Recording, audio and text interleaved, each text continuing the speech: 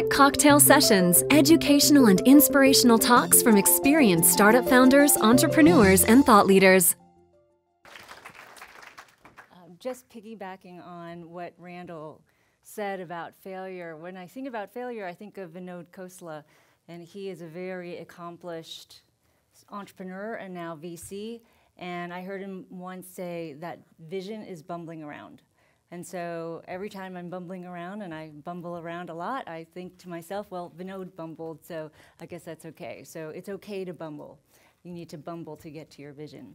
So a little bit of background on myself. My name is Bambi Francisco. I founded Vader. Some of you may know us for the news that we write. We write about innovation, technology, entrepreneurship. Some of you may know our videos. We've done thousands of interviews with some leading tech figures like Marissa Mayer, Jack Dorsey, Elon Musk. Maybe you know us from our events. We've been holding them for 4 years now, and the goal of those events is to find really awesome startups. And I'm proud to say that we have put 150 startups on stage, and they have in aggregate raised $140 million in follow-on capital. And if you look at the 9 out of 15 winners, they've gone on to raise $100 million. So I think we've done a pretty good job finding companies, and if we were a venture fund, I think we'd have a good track record. We also have a social network, and it's focused on entrepreneurs and investors. We're a 100,000 strong community. So tonight, I'm not going to talk about lessons. I'm really excited to share this talk. I'm going to talk about building a community, but not online. I want to talk about building a regional tech cluster, much like what is happening in Vegas, but specifically what's happening in Oakland and the East Bay. And hopefully you'll be able to draw some parallels. So what I did is distilled it down into 8 layers or building blocks that I think you need or regions need to have a foundation upon which you can then reach your goals to be a budding tech hub. So before I talk about those 8 building blocks, though, I want to start off with a story and a word. So everybody just shut your eyes, close your eyes if you can, and think of this word, ballpark. Okay, baseball. Yeah, well, maybe some of you are like me. I'm a mother of 4 sons, so I have Little League on the brain. Or maybe you're a baseball fan and you're thinking Major League Baseball. Or did any of you think about cubicles and computer geeks, engineers? Did anyone? Estimates. Yes? Estimates. You were thinking of estimates. Okay. Well, there is a connection between engineers and ballparks. So let me take you back to circa 1998. Think of China Basin in San Francisco. Anyone know of it? Familiar? I was there in 1999. I was brought there by my employer. They gave me temporary housing right on the edge of China Basin. So I'm pretty familiar with what that looked like. It was desolate. It was unsafe, it was dirty, it was basically a sprawling pit, and you wouldn't want to live there, you wouldn't want to work there. Well, what happened in 2000 was Ballparks emerged. It opened up, and everything changed. By 2013, it's now AT&T Park. AT&T Park is now the anchor tenant to what has become a bustling and vibrant community and local economy where you've got shops and restaurants and a safe neighborhood and baby strollers. I love seeing the baby strollers. And importantly, there's tech growth. And I know that has it's a bit negative now to talk about tech growth in San Francisco, but it's very, very important to have that. 25% of the job growth in San Francisco came from tech jobs. So I want to look at the numbers because the numbers really tell you a story. And starting in 2003, $377 million in venture funding went into San Francisco. That was 5% of the total amount invested in the Bay Area. Fast forward, what do you think it is today? You're an interactive crowd. How much? 25. Close. It's 37%. $4.2 billion of the $13 billion spent in 2013 went to San Francisco. In a few years, with that trajectory, we're going to be calling the startup capital of San Francisco and not Silicon Valley, because that's where the money is going. And so what does this say to me? Well, arguably, the ballpark was the catalyst or a significant contributor to this economic growth machine in San Francisco. And two, I see a lot of similarities between San Francisco 2003 and Oakland 2014, maybe Vegas. Oakland right now accounts for 1% of the investment dollars in 2013 that went into the Bay Area. If you look at the East Bay in general, it's about 2.5%. And so very similar to San Francisco having a meager portion of the Bay Area dollars. So what I posit is that San Francisco 2013 is Oakland 2014. And now some of you who are familiar with Oakland may say, well, why? I mean, it's been there forever. I mean, it's super accessible. And we have Berkeley Labs, I mean, spewing out super smart people. 47% of the workforce has college graduates. And that compares to 37% in California. So why now? And I'll say now because we have some of these layers of this foundation that I want to talk about, and there's 8 of them. So there needs to be 8 building blocks in place before you can really start building a tech hub. So number 1, favorable infrastructure. We have $1.6 billion earmarked for 8,500 units, housing units. We have $2.4 billion for 3 million square feet of commercial and retail space. That's huge. And just to put that into perspective, that is 60 football fields. And if you can't visualize that, in that context, it's 1,200 blue whales. We also have a startup infrastructure. So not only just the favorable infrastructure, you've got the startup infrastructure. About 5 years ago, we had 1 VC. Now we have several. We have Claremont Ventures, Mitch Kapor's Kapor Center for Social Impact, Better Ventures, Base VC. So we have 5. And you really need that to build your tech hub. You need some investors to be committed, and mainly because they attract a lot of startups. If you want that money, you got to go see them. So you got to go to Oakland. So that's great. So that's coming, or that's being established right now. We also have co-working spaces. And the Port, I think it's called the Port, and the other is called Hub Oakland. And then you have events. And we also have events, and so we're bringing our Vader event to Oakland. And so that's the startup infrastructure. And I think Tech Cocktail is doing a great job with their events, creating that infrastructure to bring the startup community together. Number 3, you need a targeted startup district. And the reason why you need that is because it's very hard to build a tech ecosystem. And so what you have to do is you can't diffuse the brain power. You have to bring everybody together. And so you can work collectively and collaboratively and work to think about how, think about design, think about architecture, think about how does it all work together in this concentrated area. And this way, you also have, you have critical mass in that area where you can create activity and buzz, and everybody can sell the same vision. So you need a targeted startup district. Number 4, and this is where my whole ballpark comes in, you need an anchor tenant. You need a venue. Now, I don't know if anybody here is following what's going on with the Oakland A's. They're located in East Oakland, but there is land, 50 acres, for them in Jack London Square. And that is the area, which is a waterfront area in Oakland that we're targeting as a startup district. So there's a lot of momentum behind bringing that ballpark down there. And we need them. And we need them because they're going to be the catalyst. That's what Oakland needs. And every region needs, but every region has a different catalyst. And that catalyst accelerates my building block number 5, which is you need neighborhood development. Because we have all this infrastructure laid down, but now we have to attract. We have to attract the stores. We have to attract the local floors. We have to make the place livable. We have to make the place convenient. And so if you want to attract talent, You need the amenities that they need to be livable. So you need a neighborhood development. 6, you need economic incentives. So one would be tax breaks. I'm not a tax expert, so I'm not going to get into that, but I do think that if you want to give tax breaks, the people who could use them are the people who are spending the money. So I would suggest that there's conversations around giving tax breaks to investors, and maybe they get tax breaks for investing in companies that create local jobs.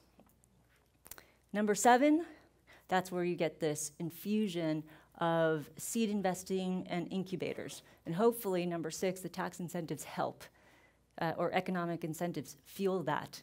And you need the incubators. You need them because you need to create that ambient knowledge about what it means to take risk, what it means to be in a startup, to hear people like Randall talk about failure being okay. And so you need the incubators there to educate the community. And you need, what I'm seeing around the country is potentially local governments partnering with accelerators. So accelerators working in concert with the local government, and some matching. So if you put in $25,000 into the startup, the government puts in $25,000 as well, and you're measured by how many jobs you can create locally. And 8, lastly, my 8th point, you need Series A investors. And those are the guys who are going to be writing the $3 million to $5 million checks. You can't just have all this seed investing, and we're seeing that, as many of you know, and it's creating what's called the Series A crunch. So we need those Series A investors who can write those checks so we can allow some of these companies to flourish. Now, I don't know if you are familiar with Mark Kwame. He is a former partner at Sequoia Capital, which is a prominent VC firm in Silicon Valley. Well, he just moved to the Midwest, and he created a $250 million fund, and it is a Series A fund, but he's earmarked it for the Midwest. So we need Mark Kwame's. Vegas, needs more of Mark Kwame's. Oakland certainly does, but we don't, that's part of the building block we need, and that's probably a couple of years out. So those are the 8 building blocks. Now the timing. Now everybody's on a different time schedule, and I believe for Oakland, those 8 building blocks happen in 5 years, because we're already starting to see building block 1, 2, and 3. And I believe that in 5 years, that will be 2019, we'll have the foundation upon which we can see some of the fruits of our labor. So if you think about the 5 years, it's 2014 today. I think that building block number 7, which is the infusion of seed capital, happens around 2016 in Oakland. So you can compare that to San Francisco. 2004, Yelp was born. 2006, Twitter was born. 2007, Zynga was born. And within 10 years, those companies went public. So 2016, if we can make sure that we're starting to seed those companies, and if we can make sure that by 2017, 2018, 2019, we have Series A investors putting in those $3 to $5 million checks to help those companies progress, then by 2019, we could have significant enterprises making an impact and significant companies hiring locally. And that's what we're looking for. And so if that happens, then in 10 years, from 2016, 2026, these are projections, these are goals. What we'd like to see are a dozen IPOs. We'd like to see $1 billion in VC dollars invested in Oakland. That's about a 300% increase. We'd like to see more jobs. So there's 4,000 tech jobs in Oakland today, so a 10x increase would mean there's 40,000 tech jobs, and that's not unreasonable. There's 37,700 tech jobs now in San Francisco. And the other goal is to have an expanded tax base for services like school and police. Finally, and this is a big point, and one that's really close to my heart because I see what's happening in Oakland. As we build out these tech hubs, I think we really need to be mindful about being thoughtful, about being smart, and about being inclusive. So every place has its uniqueness, and every place has its culture, every place has its beauty. And so when you build out these tech hubs, you need to do one, you need to preserve that culture and preserve that beauty. And two, you need to make sure you're raising the tide for everybody. And so what I'm a big believer in, and what I'm hoping to help do in Oakland, is to ring the bell really loudly about being inclusive. And that means, one, embracing the local artists, because they're the heart and soul of your neighborhood. You don't want to lose them and push them out with high rents. Two, you want to make sure there's job growth for everyone. There's a professor in Berkeley who says for every one tech job, there are 3 jobs created.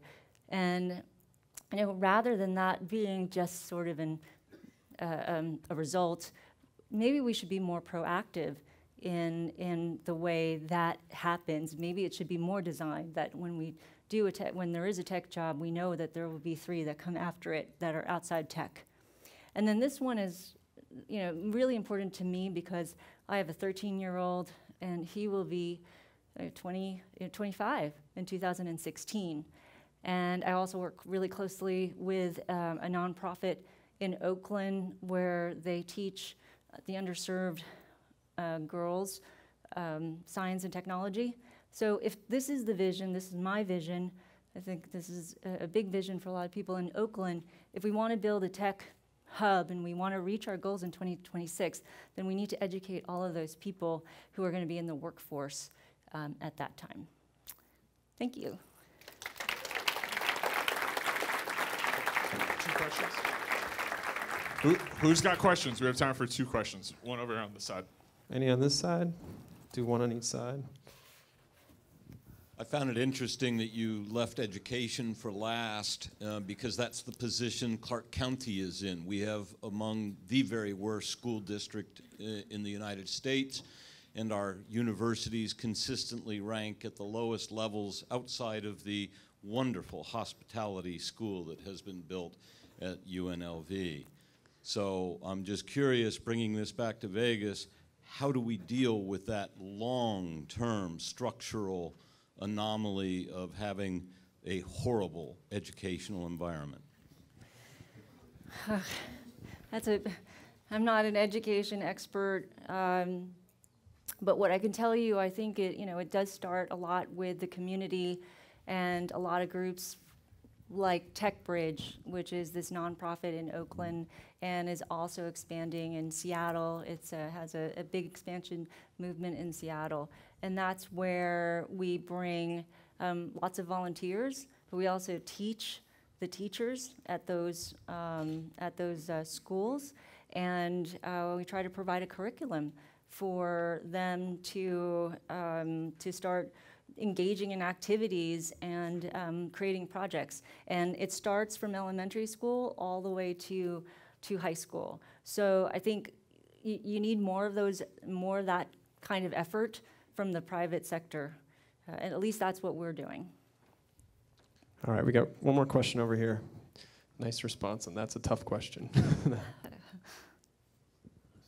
I was just wondering what kind of drew your commitment to Oakland, because our project actually started from the commercial realm of real estate in Oakland. And I guess the second part, really quick, is are you working with Divco West in Jack London? As far as you mentioned something about Jack London, as far as yeah, to who? I'm sorry. The company Divco West. No, but I'd like to. Maybe. Okay.